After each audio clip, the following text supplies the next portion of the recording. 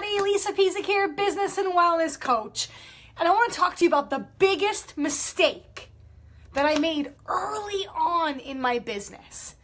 The biggest mistake that I made that got everything so mucked up here, that held me back from reaching more people. It held me back from truly being happy, was that I took things personally. Oh, was that such a hard lesson to learn, not to take things personally. What do I mean by that? When I would put out a promotion, or I would put out a sales video, or I would start chatting with people, whether it was through email, or through a video, or a phone call, or a Zoom, or something, and people said no. Or they said, I can't afford it. Or they said, I had an amazing time, but I can't continue with your services. Or I'm really interested, but now is not the right time for me.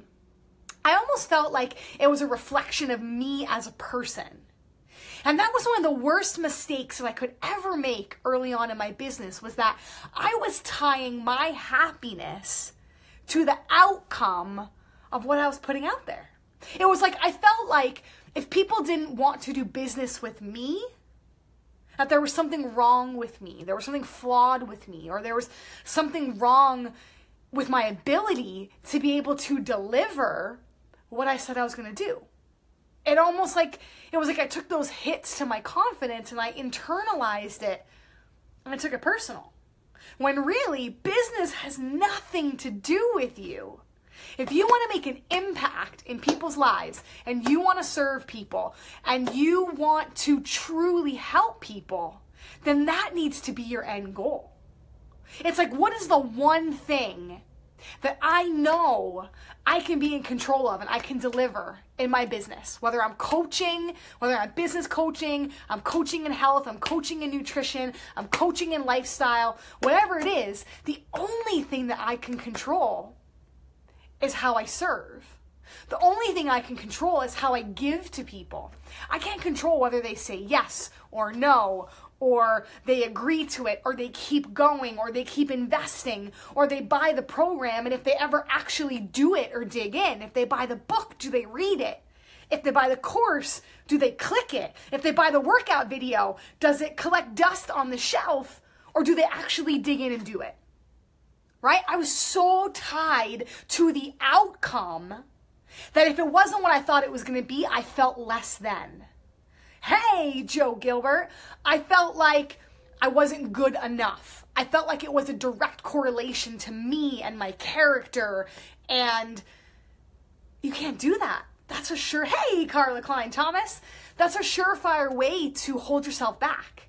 That's a limiting belief that you're telling yourself when you think you're not good enough, when you think that people are saying no to you because it's you, because you're faulty, because you're not enough, because you're not serving enough, or any of that. That's not the case at all, right? You've got to get to the root of what's causing that limiting belief and why you're tying your worth and your value to something that you have no control over. The only thing we can control are our choices. The only thing that we can control every day is our mindset. And the only thing that we can control is how we serve. And those gifts, as Carla's saying, you're truly amazing and the world needs your gifts. Yeah. And if you let yourself believe that those gifts aren't good enough, that people are maybe saying no to you, or they're not continuing with you, or they're not buying what you want to offer because you think that it's you, then you miss the whole game in this industry. You miss the whole game in coaching and entrepreneurship. The game is how big you can serve and how big of an impact you can make for others. It's not about you and your self-preservation and your self-worth and those beliefs of yourself. Because when you flip it and you make it about you, that's when you're not authentic anymore. When you get in your own head, that's when you put up those blocks and those doors and those walls that people see and they feel it. And they go, something's icky about her. Something's off about her. Or she's not confident and she's not showing up confidently. So I'm not confident that she's going to know how to help me, or she's going to be able to help me. So your posturing and the things that you say and the way that you show up is huge.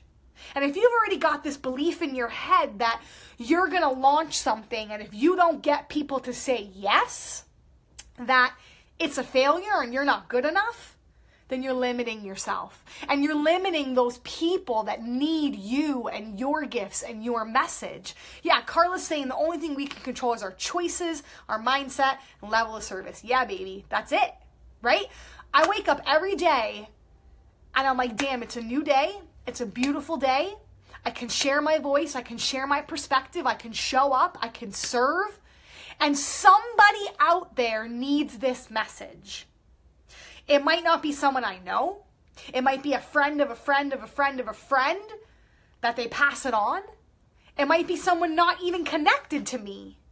But if I'm in my head going, well, I suck, this sucks, I'm not good enough, people keep saying no to me, this is a big fat failure, then that person's never going to hear that message. So you got to show up to the best of your ability, which is service. And that's what we do as entrepreneurs. Connecting with people, human connection, sharing your perspective, serving. That's something you can do day in and day out. It's like I think about the author Elizabeth Gilbert. She's the one that wrote Eat, Pray, Love. And there's an amazing TED Talk, if you guys haven't seen it, where she talks about coming home. And what's that coming home to you? And she was talking about how Eat, Pray, Love was a massive hit. People loved it. It was a beautiful book. She had great success. But then the next book that she wrote after that was a complete bomb. And it didn't serve the way she thought it would. The reviews weren't great. It wasn't a big hit. People didn't like it. But she said, I wrote another book. And I'll always write another book, and I'll always write another book, and I'll continue to write book upon book upon book, because that's home to me. Writing is home, and I come home every time that I write. And that's what I want you to think about. What's home to you? Regardless as to whether people love it, or hate it, or need it, or don't need it, or whatever it is. So coming home to me, hey, Yasmin, I'm not sure where you are in the world, but love that you're on.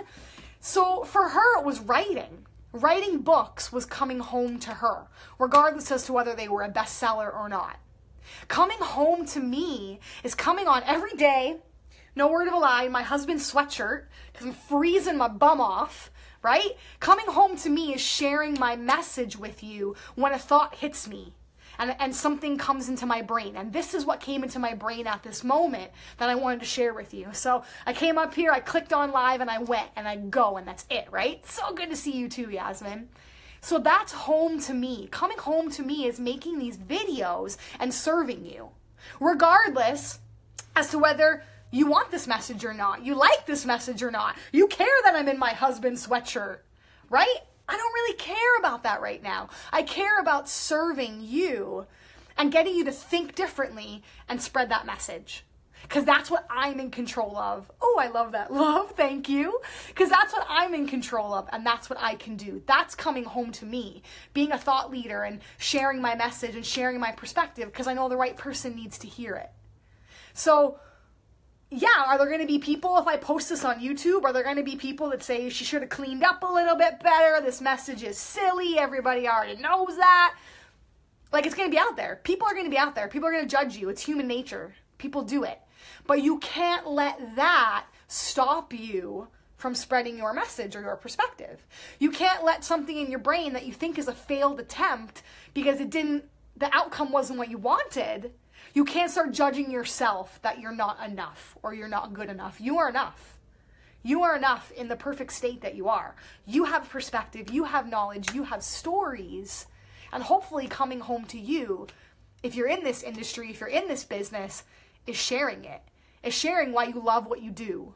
Is sharing why you do what you do. Is sharing what you believe in. Sharing the how-to steps that you took to make something better in your life or someone else's life. That's what coming home to me is. So I wonder what's coming home to you. And don't make that same mistake that I made in the beginning. I spent far too much time convincing myself that I wasn't enough, that I wasn't good enough, that the results that I was getting in the beginning were a direct reflection of me being a fraud or not knowing enough or not having enough credentials or not being connected or not having a big enough network or not knowing what I'm doing. Well, guess what? The only way that you know how to do something better is by doing it. So if you're holding back and not doing it, you're never going to learn. You're going to stay stuck, right? Doing nothing is making a decision, whether you like it or not. Choosing not to do anything is making a choice, right? So don't take things personally. I think that's even like, what's that book? The 4 Agreements? Isn't that a part of the 4 Agreements to not take things personally? It's like, man, when you can stop doing that and start living and start being you and start sharing your messages, these doors and these walls are going to open up for you. So that's my challenge to you, is let it go. Let go of any belief that you've told yourself that you're not enough, you're not good enough, your message isn't important enough, your story isn't big enough. Somebody out there needs that message. And if you put out that message and you don't get the response that you want, it has absolutely nothing to do with you. It just maybe wasn't the right person that needed to hear that. So, you still do you. That is my message to you. And I hope that served you. I want you to know you're enough. I want you to know you're perfect just the way you are. And just keep doing you. All right, guys. I'll see you again next time. Thank you, everyone that tuned in. I love the love. I love seeing y'all. All right. Bye, guys.